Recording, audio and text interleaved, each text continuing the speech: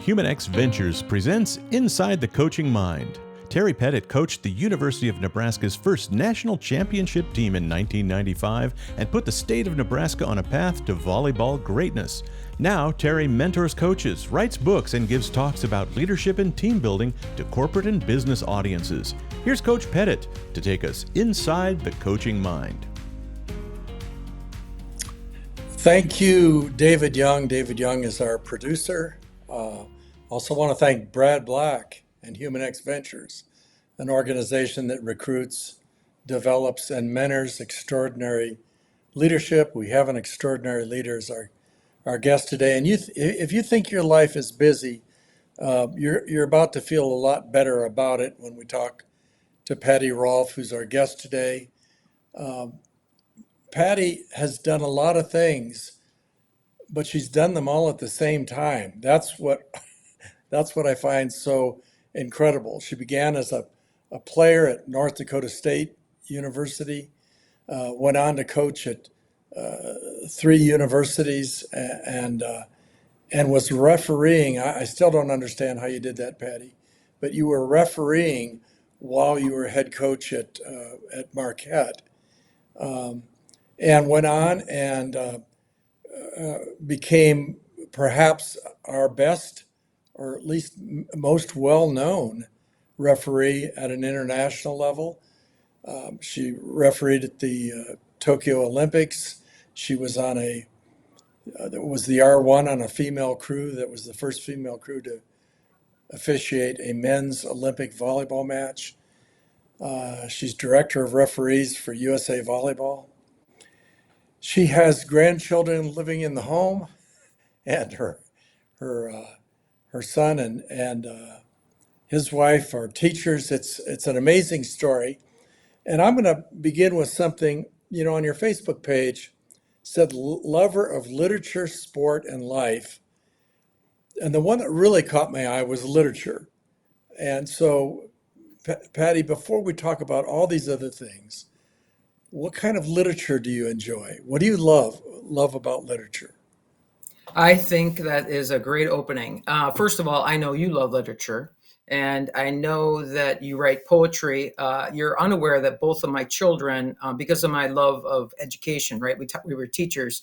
Both my children are English majors, creative writing majors. Both of them are writers, and my son teaches English right now at a school in Milwaukee. So I have always loved stories, right? And they can be fiction or nonfiction. I got to be honest with you. If you said, "Hey, Pati, read this," it wouldn't matter what it is. I would read it. And I do think the value of writing, for example, I love to read people that are like, I'll be up in Canada, maybe, and I'll find a Canadian writer, somebody that's in some remote area, and I'll pick up a Canadian book. There's a great writer up there that wrote about his time in Rwanda. He was in the military, a high leader in the military. And that story blew my mind. I knew nothing about what happened over there. I'm recently reading a book, which probably most of you have already read. For some reason, I'm picking up late, Atomic Habits. That's a book on how it's written, how this man writes the way he writes to get his message across. I think it's probably one of the greatest books on like just managing how you think about your habits, right? I love military books. I've read like This Is Your Ship. That's an incredible book about this leader of a ship and how he transformed the ship and the way he did it. That's a lot like building teams, how he had by the way, we're doing this with our grandchildren. Like my granddaughter downstairs was not happy that I was going up here. She always normally comes up here with me and gets me off my day. And she just hangs out with me as I'm starting, and then she's okay leaving. So she was not happy she couldn't come up. And then Kent, of course, like, This Is Your Ship. He asked her, "What do you want to do? What's our plan for the day?" And she's only 19 months, and she literally went off and they're out exploring now. So, how do you transform teams? How do you transform people's lives, for example? I love reading those kind of books. And also like the service element. You're big on this. I love, by the way, following your it's a tricky time right now, as you well know. And without getting political, which I would love to, maybe you can have another podcast outside of coaching that's political. talking about like how do we transform our communities now that we've have this civility challenge. And there's an article that just came out, one that you should read, and it's data driven about the element of civility, and it's trying to tell you and your family and your children that you're working with that civility literally will extend your life. It'll extend your happiness. The idea that getting jacked up about things and angry or whatever, that's not going to it's not going to create the kind of change that you really are dreaming of. And so it talks about how civilly we can create change in our communities and on our teams and in our homes and our work environments. So I love all of it. I mean, literally all of it. Well, Patty, when I think you recommended that article on your Facebook page, and I read it. Yes. And I'm always curious about anything that somebody is passionate about. Player, coach, referee, mother. When you dream, what do you dream of? And I say that because, Oh, that's interesting. when there was a time when I would have reoccurring dreams after coaching. Yeah, Yeah. I would be in a coaching situation, and frequently I was going back to Nebraska, and John Cook was going to the national team, and it was a quick decision, and I had to go there, but he hadn't recruited in 2 or 3 years. That's a terrible dream. Well, daydreams are better than night dreams, but Yes, that's what I they would are. dream. So when you dream, what's the context? No, that's interesting because I wish I was more optimistic in my dreams. I wish I was dreaming like I was my granddaughter. We just went up to Duluth. One of my players was back in the end of 2000s, or excuse me, the end of the 19, so 2002. Oh, and by the way, this was a girl apparently, and it's been a long time, so she invited me to introduce her, Becky Hoffman, who was our first All-American at UMD. So to get to the point of your question. I didn't remember until she pointed it out in her speech, which, by the way, Terry, many of the Hall of Fame speeches, and you've been to many, they talk about like everything. And my coach, they'll say nice things. She spoke about me for the whole speech. And I was a little bit terrified that it wouldn't be positive, right? Like, Patty was tough. Patty was this, that can come across. Because by the way, when I was young, I was not very bright. That's the word I'd use. I didn't read enough. I hadn't read enough, all the knowledge that you gained with time. And I was a little bit tough, but that girl, Becky, she got up there and spoke about me the entire time and she has 4 children, by the way. She's living in Montana, and she's coaching, teaching physical education, and doing crazy, incredible things. And her kids by the way, that could be Nebraska kids right there, play at Nebraska, those kids. But she spoke about this element of, Patty left me my senior year, and when I asked if I could go with her to Marquette, she said no. And I remember I said I had nightmares about that. That's when I had nightmares about. I remember thinking to myself, that could be the dumbest thing when I was at Marquette I ever did, and I would dream about it. I wake up like, and then I go, why did I leave Becky behind? But of course, it was the right thing to do. She was that team was Jim Booz's team. Now Jim's been there since I left. I mean, he had an undefeated season the next year. That would not have happened at Marquette. That Marquette was challenged then, and we were building. But I dream about all sorts of things. I dream of fishing with my dad up in the Canadian wilderness. I'll wake up and I'm fishing for northern pike, and I'm thinking, I got to take my grandkids on a trip up there, and you'd appreciate that. I dream just like reading. I have nightmares. I have nightmares of like missing. And I will tell you this is funny. You'll appreciate this because of the volume of things that I do. I do have nightmares of like forgetting that one of my games at Nebraska is not on Tuesday, it's Wednesday, and I show up a day late. So I do have dreams like that. But of course that can't happen because we have a team and they all make sure we're all there on time. So pretty funny. Well, I listened to a podcast you were on, and I've also read magazine articles that interviewed you, and you're pretty critical of your time when you were a head coach at Marquette and East Carolina and North Dakota State. And I never saw you go into detail, but there was a kind of a general theme where, like most of us in the beginning of our or the first half of our professional life, we're more concerned about maybe winning than we are some other things, Yes. or more concerned with maybe, I know one of the things that motivated me early in my career was keeping my job, winning Exactly. enough to keep my job. But Yep, what that's true.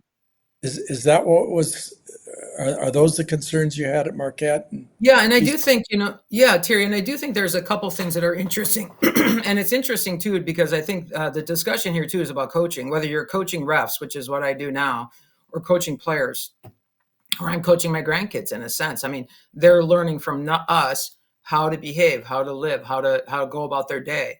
And some readings that we've actually had some incredible books. My husband and I have been reading that we're incorporating into our care. My husband in particular, because he's retired and watching them, just how to raise children that are more involved. And so he's got them cooking, cleaning.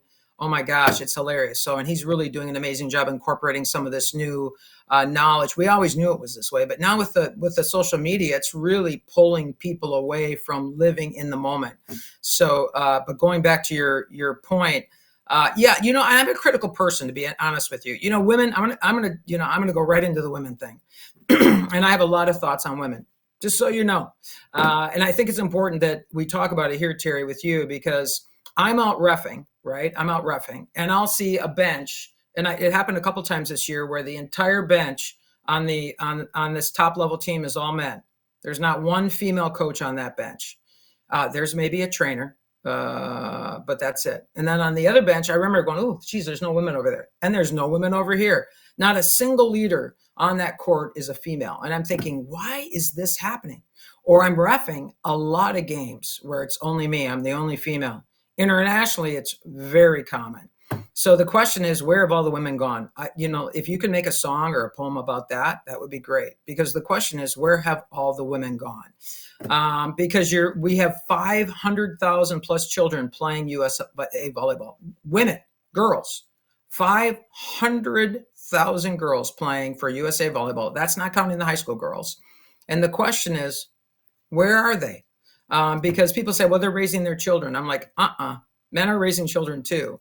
There's something different about women that's either they're saying, I'm not ready, I can't do it, I'm not going to be good enough. If I can't this is another problem women have, and this is a problem I had. If I can't do 100%, I'm not doing it.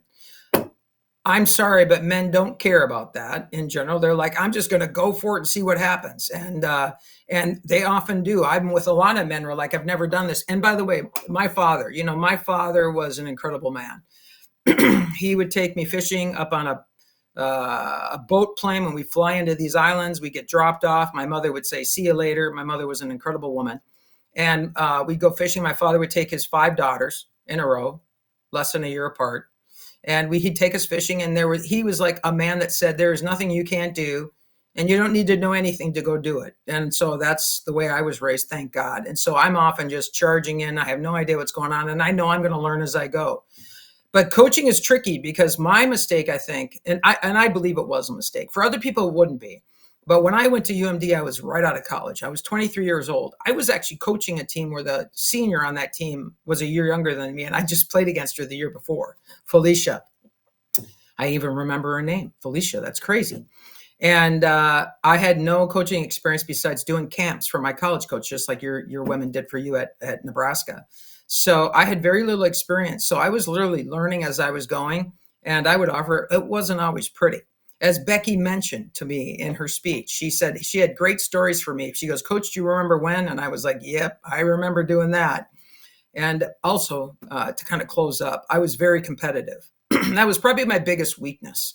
It was my biggest strength in terms of like what I've been able to accomplish, being very competitive and loving to I like accomplishing things. And it's not about winning. I hate that word winning. It's about like being greater than you were before. That's to me what winning is. Like if you and I played and it went 5 and it was the greatest game both of us played and we lost, I may not like it, but I literally will be, oh my God, that was the greatest day ever. Now, if I lose my job because of it, which is unfortunate because I shouldn't, people should see the potential of individuals. So I think for me, I was so critical of myself and my skills and my ability to launch my teams and my players to be the greatest they could possibly be from where they were to where they could be. That was always my goal. And if I didn't get that done, I took personal responsibility for that. I blamed myself that Terry didn't get to where Terry wanted to be, or our teams didn't. And I was a little bit critical of that. And I only ever blame myself. I never blamed the administration, and I probably should have. I never blamed the players. And so there is a little bit of that in there. But now that I'm older, Terry, I do appreciate the fact that I also believe that's my greatest strength, is that critical element. Well, yeah, I want to back up here a little bit. Yes, You sir. said we're first of all, if we wanted to write a song, we would just substitute women for flowers, and where have all the flowers gone? That's a great You have answer. to be our age to Yes. maybe recognize that song. No, I Uh, remember that but song. the women in Nebraska are coaching high school teams to state championships. Yeah, but at the college level, the person who decides who gets the jobs is a male, and that's been an issue. That has been a It has been. problem. I was hoping Becky Hammond, she interviewed for a couple NBA jobs, and obviously she does a tremendous job in the WNBA. But I was hoping she would get the job. Yes. Colorado State tried to hire her as a men's basketball coach, and she'd played at Colorado State, was a tremendous player, but they didn't hire her. But all that's good stuff, and you say, well, I don't want to get political. Well, I Well, see. I should say it's not that I don't want to. I just don't want to go in the wrong direction. This is your show, not mine. I served 6 years on No, the school board. You know a little bit about what I've done, but I was no, also 6 years on the school board, ran for politics. I was going to run in Senator Solin's seat when he retired, but then I took the Marquette job. It's but funny because Patty, they asked me to run, and I said, no, I love politics. It's my I, favorite thing. well, but I see picking up paper when you see a piece of litter on the sidewalk as a political act. What you're saying is, this is my community. And I've told this story before, but when Emma, who's now 31, when she was probably maybe 11, we're walking down a street in Fort Collins, and two young men, high school age, were eating fast food, and they threw the paper in the street. And I walked with Emma over there and confronted them and said, "Hey, this is my town." And one of them came back and picked it up. The other one was challenging him that he shouldn't do that. It was, Hmm. uh, but politics is not just who we vote for. It's Absolutely. the decisions we make in our everyday life, and A do we 100%. take responsibility?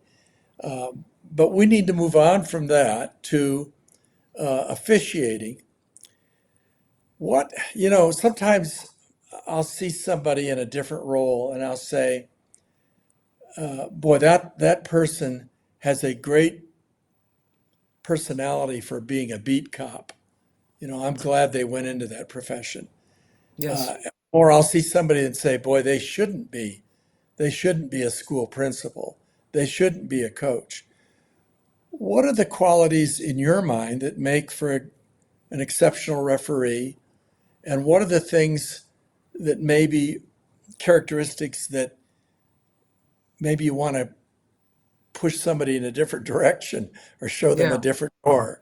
Well, so obviously you are an exceptional referee. What are the qualities that bring that about? Well, I do believe that first of all, it is a bit about longevity and training. It's all about training. People say, well, you're born to be a great coach. You're born to be this. There are gifted athletes, and then there's athletes that are not great athletes, but they train so hard they become highly skilled athletes, right? And so they can outperform those top level athletes. However, when you have the top level athlete with incredible training, and then that comes together, as we saw when I was at Nebraska last week, then you really have something, right? You have this exceptional player.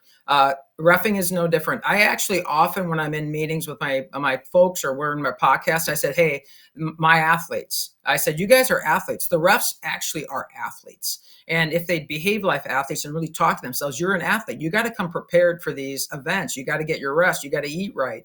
And you've got to become mentally ready to handle the stresses of those games that you're going to have coaches yelling at you. You're going to have kids that don't know where they're supposed to be. And so you have to help them because they're children. I keep reminding our group every morning, I said, what are we, who are we going to go hang out with today? And I yell it out, by the way. I'm basically feel like I'm Tony Dungy in a football thing. And I'm like, who are we hanging out with today? And they go, children. And then they march out the door because we want to make sure that everybody that's going off to referee understands, particularly at USA Volleyball, that we're working with children and their coaches, and they need service. They need help.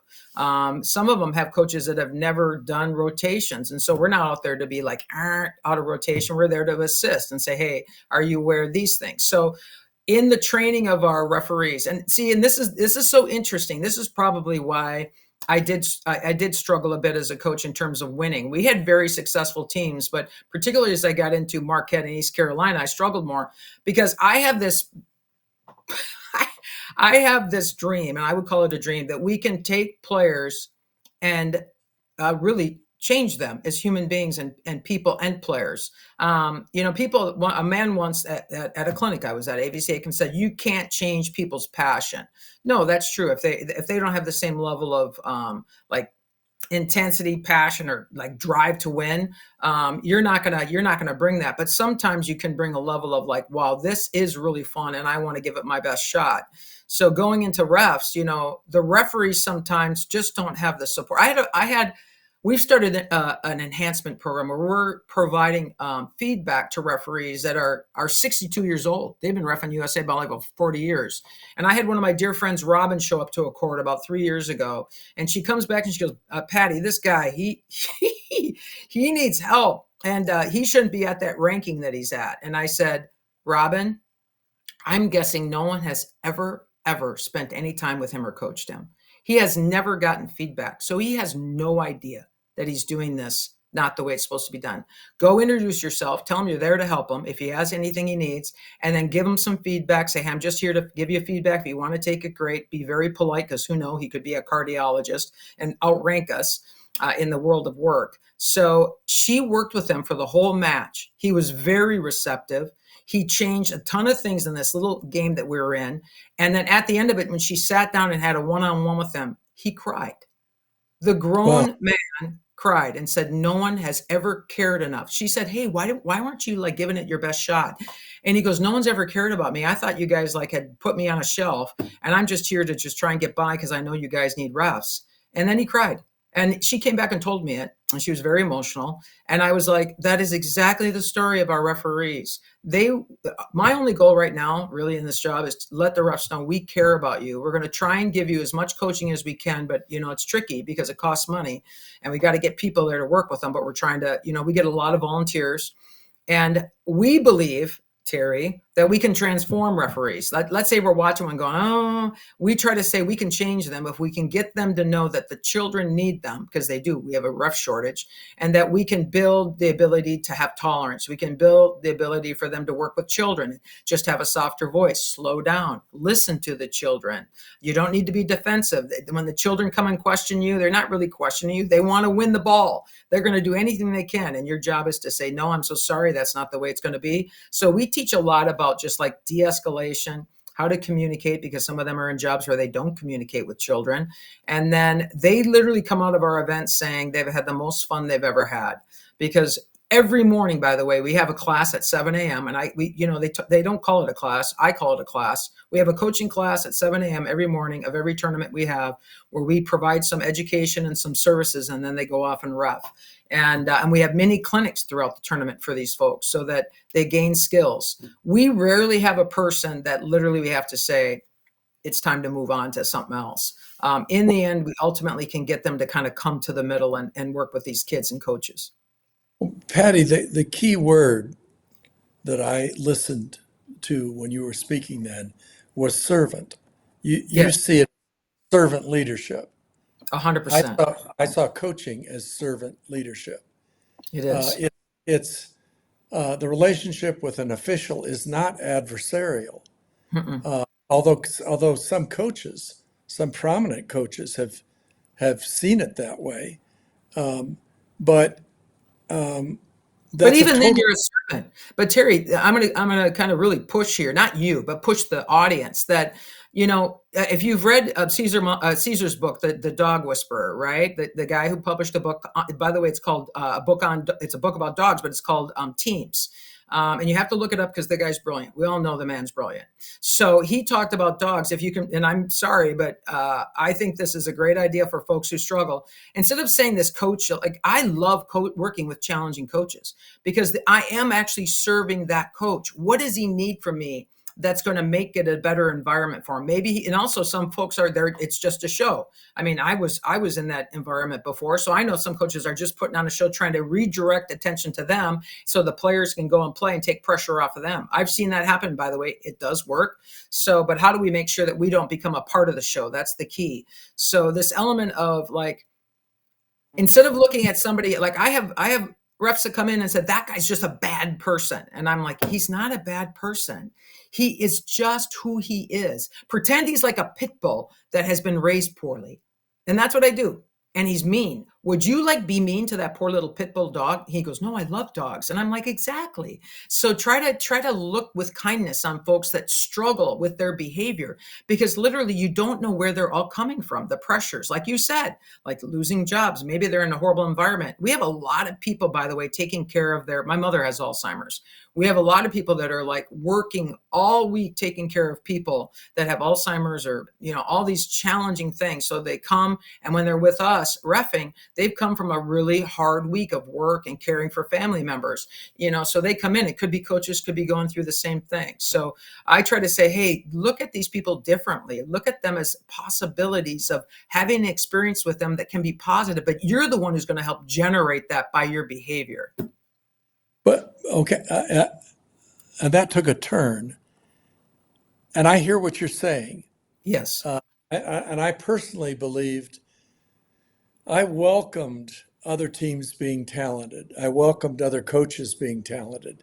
I thought in some ways it became we only have the chance to show courage if we're playing against a team that may well beat us. Yes. And if we're playing against a coach that is experienced. But I've also seen situations in NCAA national tournaments where a very experienced coach has just bullied the second referee or the scorekeeper. I was there. Oh, okay. Yeah, I saw that. So, I mean, I have been in the same games. And so that is definitely our training. How do we redirect that person back to their team? That is ultimately our responsibility as referees. And that is a coaching element. How does Pati Rolf or any ref take, let's just pick Becky. Becky's coaching high school. How do I take Becky, who is doing that, and direct her back to her team so that doesn't happen? And we have tools, we have cards, we have all these things that we could use to direct that person back. And those are skills that are learned that you have to work on to make sure that doesn't happen, right? Yeah. Well, one of the reasons I don't think I'd have difficulty being an official. And I had difficulty being a color person on TV because I start thinking about the match, thinking about what's happening instead of just going, wow, after every play. But as a former coach, that has to enter your mind, that when you're watching a match, you're officiating. But I would guess that they're occasionally think, man, if they just set this kid, they'd do a lot better. Or no, I haven't. You and I talked about that a little bit before this podcast, remember? No, when I was a younger referee, I really had problems because I got done coaching and I went into reffing full time for those 6 years where I had some incredible opportunities. There were many moments I said, what have I done? This is the stupidest decision I've ever made. First of all, you can't make enough money off of it. I couldn't raise my family and pay for all the bills. But second of all, I would be up on the ref stand and I'd be leaning forward. And this is no joke. I'd be leaning over the ref stand, ready to talk to the outside hitter about getting out on her transition because she was just standing at the net. And I'd be leaning over saying, get out. And then I was like, whoa, Patty, what are you doing? Because I wanted to coach. I mean, even now I still want to coach. I mean, if someone said, "Hey, Patty, we want you to be an assistant here. Can you come and help us?" And that, just like in basketball, they bring in these old farts to, come and help out because we're calm, mellow, and we know stuff, and we can work with the players and we can work with the coach. And because we're in this environment, I know a lot of stuff. I've seen the greatest of the great. And if someone called me, I said to my husband, "Do you think I'd march out of here?" And but the grandkids, thank God, they're like anchors for me. But I loved coaching, working like Becky Kukowski talking like, "Coach, you were the greatest coach I ever had. You changed my life. Thank you for being my coach." And I was like, "Oh God, I miss it." So yeah, when I'm reffing, it is a problem. There are many times when I'm like, "Coach, get up. What are you doing sitting on the end of the bench sulking?" Because that's a thing. Like, when did sulking become an option in coaching? Yes. But it is also hilarious because it does allow me to, because I love being with the teams, it does allow me to sit there and go, man, this is the greatest game of all time. And Terry, you and I spoke about this, especially now with the changes. I am so lucky to have stayed in the game long enough. I would love to have coached it, but I'm so lucky to stay in the game, to be there and watch and ref it, because it is I'm getting the goosebumps right now. Like, the things that I've seen. I mean, it is a little bit like the book of like the Green Eggs and Ham, like the things that I've seen. There's a children's book like that. And the things that I've seen, like every week I see things that no one sees. There are two rule changes that were the most impactful. One was before you were even playing. In 1978, it used to be that the block counted as a touch. So you only had two contacts if a ball came off the top of the block. You dug the ball, and then somebody would free ball it back over to the other side. Right. And, Thank God that changed. that was a brilliant change. But I remember coaching at Lewisburg College, and we were playing North Carolina, and we had a significant advantage because we didn't block. So we would just dig the ball, and it would have two more touches. But the real game changer, or at least as important, was the one that happened last year, and Yes. that's no double contacts on the second contact of the ball. Yes. I can't think there'd be anybody who watches volleyball today that doesn't appreciate what that has done to the game. And there were some people who questioned it initially, but now we're seeing these incredibly long rallies. And I have to think it takes a lot of pressure off officials. It does. Yeah. So And the talk most about that. important thing, though, it takes pressure. Okay, there's no question it takes pressure off officials. Actually, people like me now.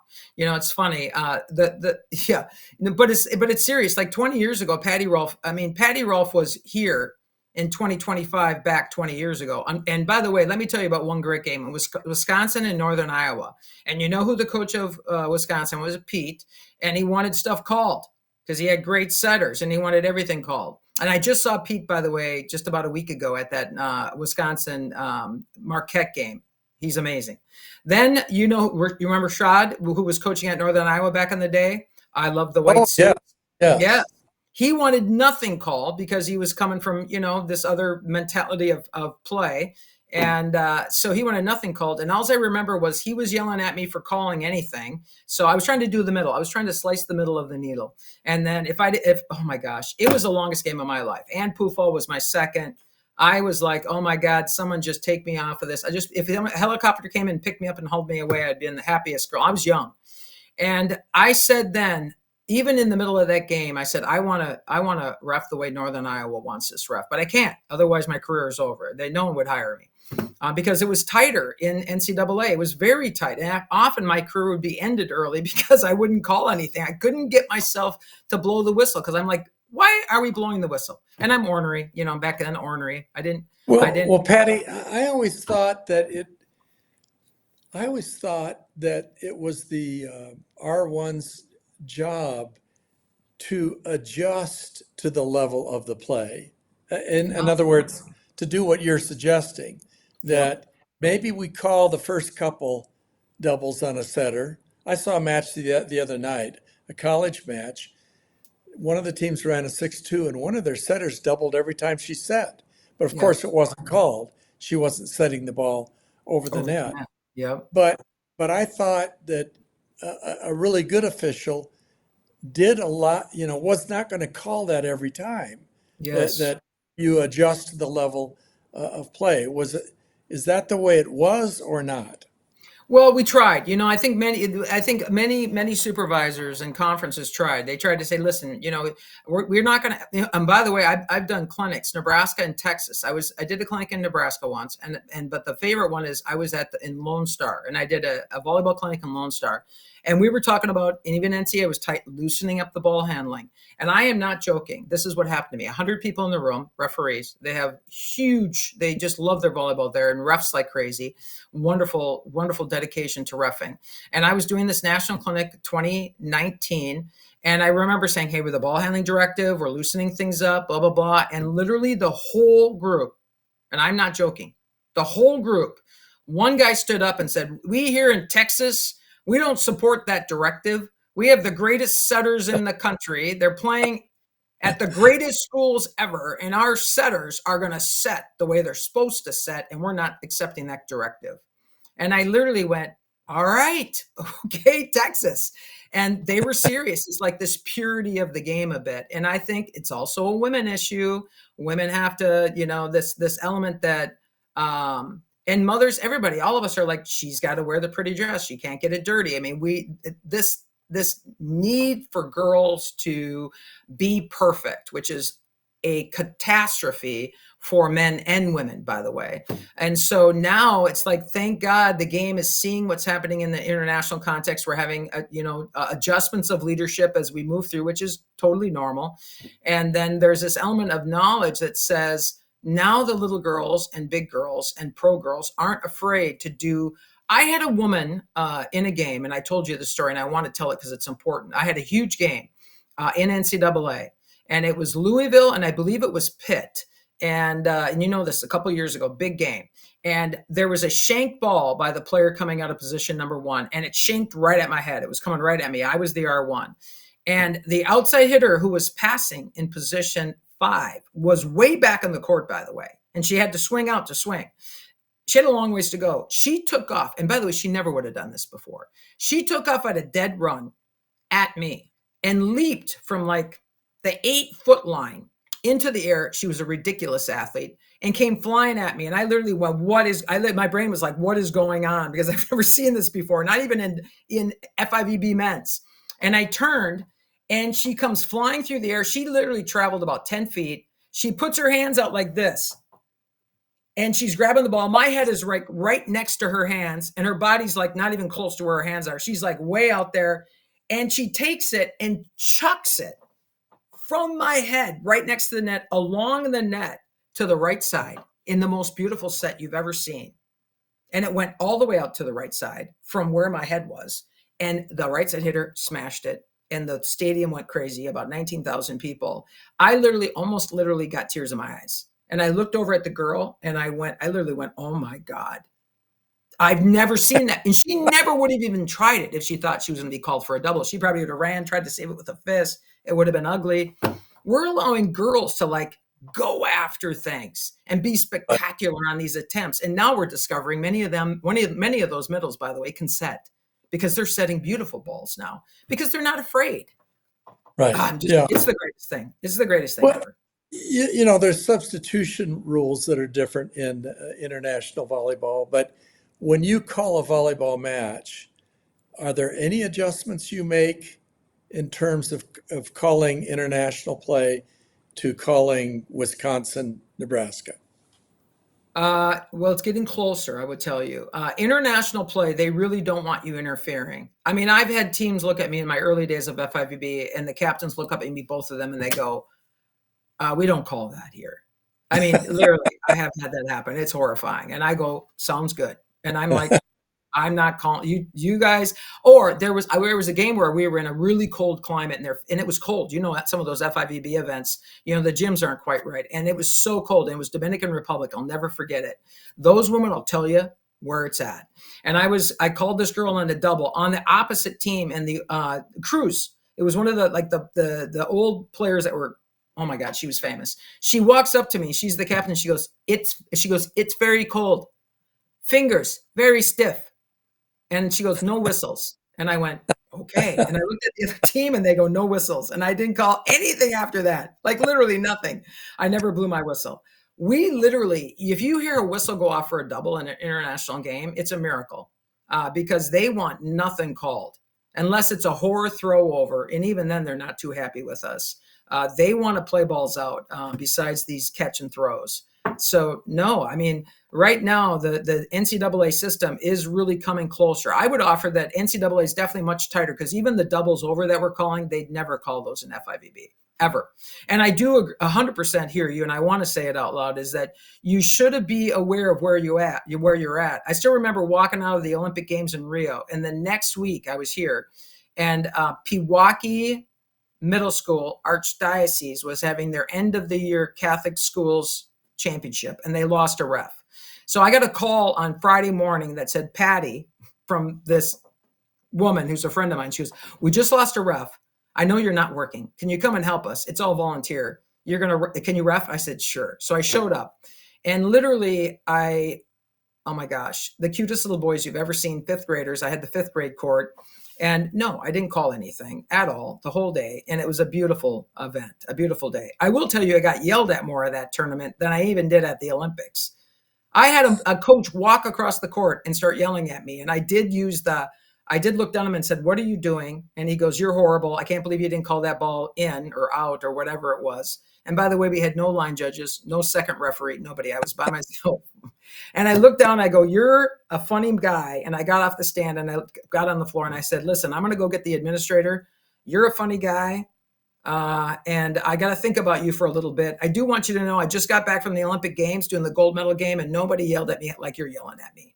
And I started walking away. And this is a great story about this man. He chased me down apparently, then he grabbed my shoulder and he said, hey, can we start over? I said, we absolutely can start over. And he goes, you go ref and I'll keep my mouth shut. I went, that's a beautiful idea. So, it is funny at these younger levels that I would say the intensity of the parents and the coaches is higher than even the Olympic coaches, but the children always bring you back. They're the greatest. Well, Patty, that's an incredible story. And it was funny. Yeah, what is the most intimidating environment that you've coached in? And I don't mean that from a, that life-threatening or anything like that, but Yeah. I know that when we played in the Coliseum, there were certain officials who couldn't who could handle that, and some who couldn't. And it wasn't that the fans were on the officials; it was just the noise level, the importance of the match.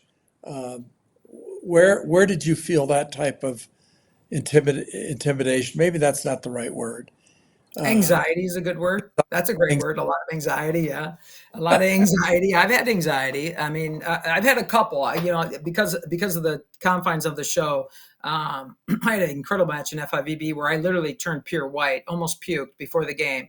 It was a world championship game and I was doing the opening ceremony's big match. And you're going to love this. I had been no problems at FIVB, never had a problem in a game. And then I was with Susana Rodriguez, the greatest referee of all time. And she had done gold medal finals. And I was just coming up, right? This is, I think, 2014. And I had this big game in Japan. Of course, Japan is the most beautiful place ever. Their stadium was ridiculous. Screens bigger than like a giant skyscraper. So you're always going to be on the screen if something goes wrong. So I felt like I was prepared. And so they said, Patty, you're the R1, Suzanne, you're the R2. And I went, wait a minute. Susanna's always the R1. I'm always the R2. I'm always doing the service. So they go, nope, you're the R1. So I was like, oh my God. Game's going to start. I'm in the tunnel to run out. I'm ready. And then something horrible happened. And it is funny. Like I had stage fright. I turned and looked up into the VIP location, and the president of Japan was there, like the president, and Yo-Yo Ma, who I adore. I adored Yo-Yo Ma. And all these famous people were there. And I said, if you don't get it done here, your career's over, which, by the way, is true. If you don't do well in some of these bigger games, they go, we don't want to see her again. So I literally turned pitch white, started to sweat, and I became, as we women say, steamy. I got a little steamy. And Susanna looked at me and she goes, "Are you okay?" And I said, "I'm not so sure. I'm going to take a timeout." So I ran back into the bathroom. I literally turned into a football player and just started slapping myself, saying, "Get," and yelling at myself, trying to put myself back into like a small space and say, "Hey, we're not looking out. We're just going to look on the court." I came back, and Susanna and I had the performance of my career, which then catapulted me where I went. And that was like, I learned from that game, like what not to do, what to do. Going back to now, like even it was, by the way, let's just pick, I had a game, the showcase games, remember? Texas was there. And we were in that stadium, and we're just doing push to talk now. I know it sounds funny, but push to talk is new. It just started last year. Now this year it's everywhere. There's a script we have to know. We have to say the right words. I've got to be able to say point Wisconsin and not point Nebraska, because that means every Wisconsin person wants to kill me that I just gave the point to the wrong team, which can happen because both those two teams are red. So if I just turn and look, I go, "Oh yeah, that's Wisconsin." No, wrong team. I've done that. So those are the things that hit us. Like I've got to push a button and say, "Hey, Nebraska is challenging block touch." I've got to watch the video and get it right, which good cameras allow that to happen. I got to come back and say all the right words. That's intimidating.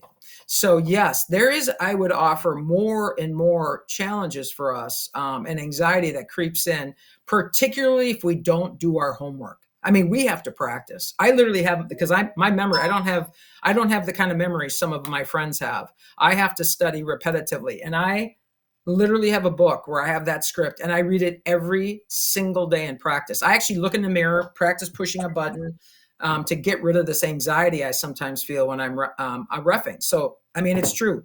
And everybody's different. I've always thought you had command. And by that, I mean, Neil Lupke used to officiate some of our matches. Neil had command. He And, did.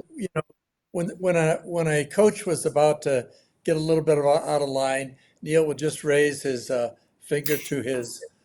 He'd do that to me too. He'd go like this. Patty, don't speak.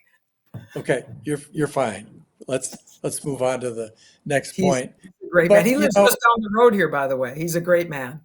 Yeah, well, but it was in every profession we see people that have command, and sometimes you have to fake it, until you actually have it.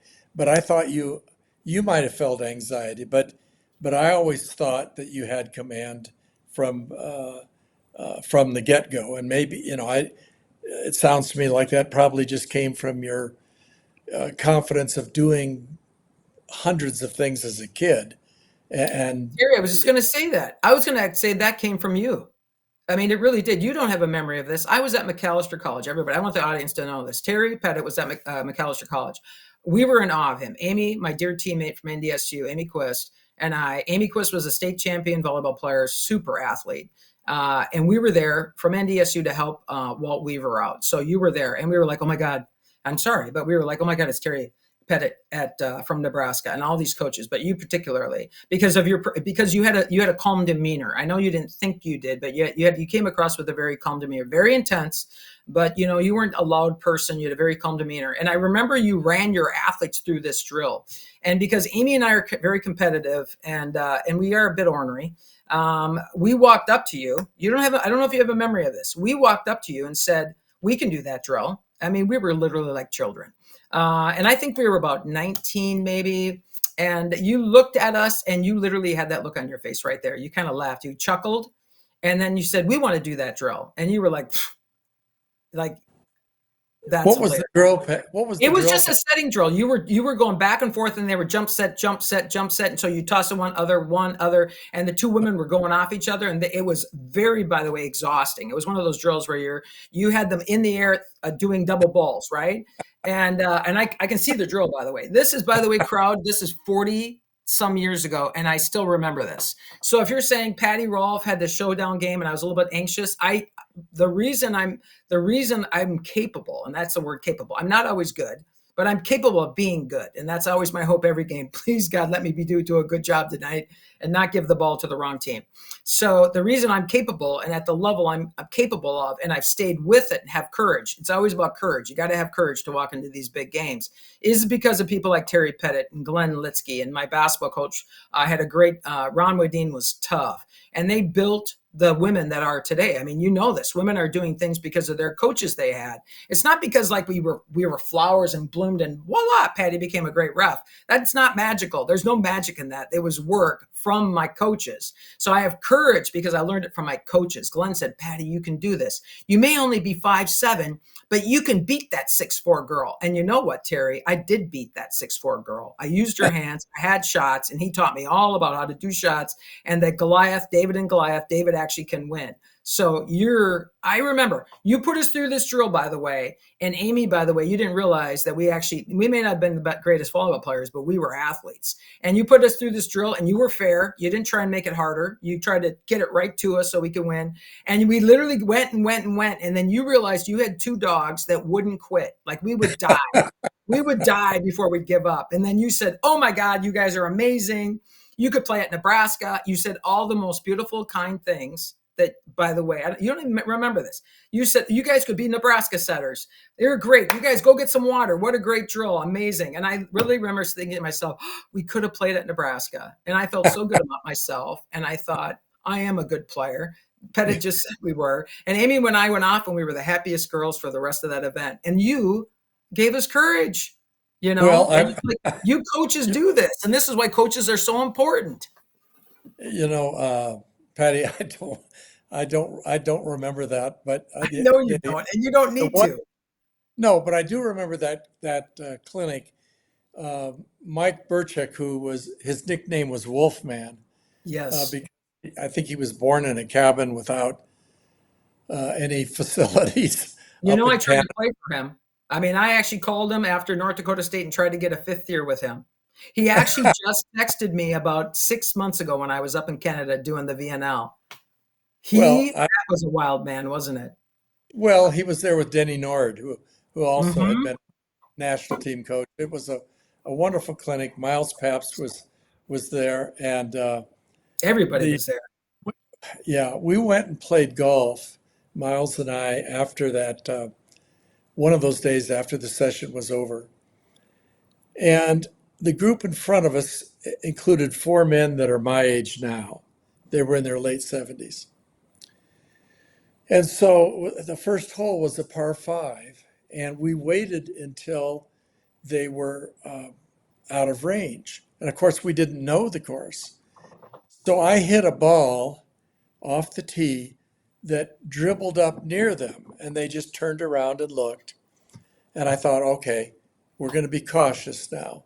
Yes. And we went down to the corner. It was a dog leg, and they're on the green and 270 yards away. And I said, Miles, it's uphill. I think you're fine. Go ahead and hit. So Miles hits a ball. Oh my God, I can't imagine. And it goes up on the green. And so he leaves his cart and he's running up there to apologize. Yes. They misinterpret him run him up there, and they all grabbed their trolleys and ran. God, that's hilarious. They scattered like deer. Oh, he's a big guy, right? And I up. just saw him last year at Oklahoma, and he looks amazing. Amazing. Yeah. He's never changed. Patty, this is a wonderful conversation. We didn't get to some really important things like your coach, your refereeing and Olympic Games, but I think what I hope is that people got more insight into the job that officials do, what their charge is, and how the best ones are servant leaders. I really appreciate you being a guest on here. Yes. And I also want to say one thing too when you're done. One thing I want to say that's the most important thing to your audience, particularly because they're coaches.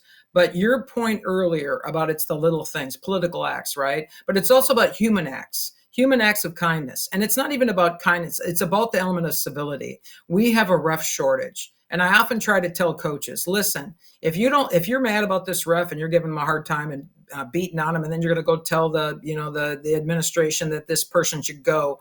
My question to you is, who do you think's standing in line behind this man or woman? No one. So you get rid of this person. It's just like a team. You go from your top L1 outside hitter and you say they stink, they're rude, they're this, and we're going to get rid of them. Then you go to the L2. Then you're going to go to L3, and then you're going to go to your DS. That's the next person we have who's going to be your outside hitter. Not that having a DS is outside is a bad thing, but your capacity and knowledge of the game is going to be dropping. So the reality is that we have to take those referees, unlike the depth we have in players. We don't have that depth in officials. We don't have kids coming to officiate. So number one thing we need from coaches is you got to hold on to the refs we have, and that's how you treat them. You mentioned this earlier, how you treated Amy and I that one day for 5 minutes was exceptional. Thus, you changed our outlook of you and the game and our outlook of ourselves, because you actually made us feel greater than we actually were, which is what we should always do. We want to make greater players believe that we believe they can become greater than what they are. That's the responsibility of parents and coaches. So that's number one. Even if someone's making you crazy, coaches, you have to remember that we have to retain these people, unless you think ultimately, God, they need to go. Well, that can be, but understand that people can learn and change, and people change by having good coaches and mentors. And I've had coaches look at me and say, Patty, not your greatest day. I've had them do that, and I think it's great. And I go, you're right. Not my greatest day. I'm going to work harder. I'll be back. So just these simple, kind comments that can say, hey, not your greatest day, ref. I'm hoping you can do better next time. Simple as that. You don't need to be mean about it. And then number two is the element of recruitment. We have 500,000 children playing USA Volleyball, and then we have all these high school kids. Encourage those children first to play, number one. That's the most important thing. Number two, when they stop playing, go coach. And you don't have to coach 8 days a week, 7 days a week, 6 days a week. You can coach a little team in Pewaukee one night a week. That makes a huge difference for those little girls to have a coach, particularly a female coach, a role model.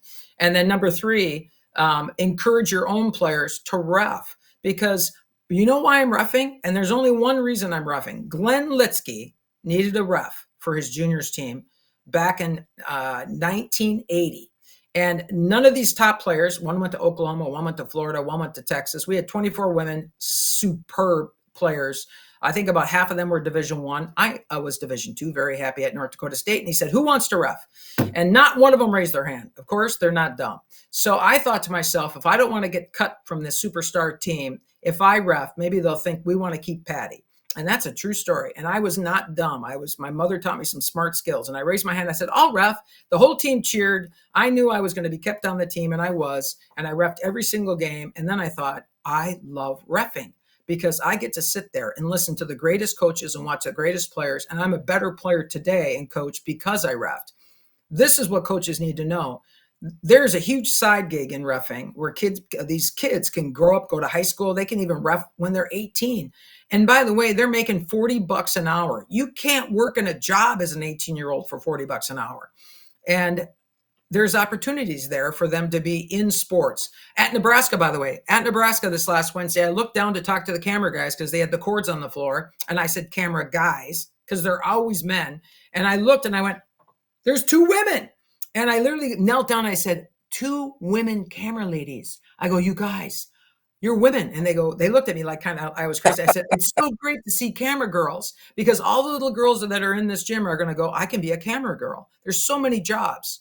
And if you guys don't believe, and I by the way, this is one I categorically say, any of you guys that are saying it's not important, you have lost your minds. I've had 2 instances with my granddaughter, and I don't talk about this in front of her. I don't do any of this with her. We walked into the Hall of Fame event this weekend at UMD, and her grandpa said, hey, can you find grandma on the wall? And she go, grandma, there you are. And then she literally looked at the wall, lots of plaques of all these Hall of Famers. And she goes, grandma, why aren't there any women on this wall? And I literally went, oh my God. I said, great question. I go, they have a great athletic director now, and there'll be more women on this wall because there are great female athletes at the school. Don't you worry, Eliza. there are more women coming because you have people supporting women and bringing them into these places of leadership. You coaches are the instigators of getting more women coaching and reffing, and we need you because it's imperative to the growth of the game. You guys need great refs, and you're responsible to help us get those. So that's my directive today for your coaching crew there. Patty, you're wonderful. I also think that the Big Ten Network would be remiss if they don't try and give you some work as a color commentator. I think I've got good stories. I mean, we could just do a stories thing. Oh my God, I got good stories of games and oh my God, I have so many good stories. So thank you. I'm grateful that you had me on. I appreciate it. Well, thank you. And also want to thank Brad Black and Humanex. And boy, this is our 90th podcast. That seems impossible. And I'm really grateful to David Young, but both of us are grateful to Brad Black and Humanex Ventures because without them we couldn't do this, and people couldn't gain insight into Pati Rolf and what it means to be an extraordinary official. We'll see you next time. Thank you. Appreciate it. Inside the Coaching Mind is presented by Humanex Ventures and is pleased to be a part of the Learfield Varsity Podcast Network. If you're on Facebook, look for the Inside the Coaching Mind group and join a vibrant discussion of volleyball and leadership. TerryPettit.com is where you'll find Terry's books, writings, and downloads, as well as subscription links for all your podcast apps.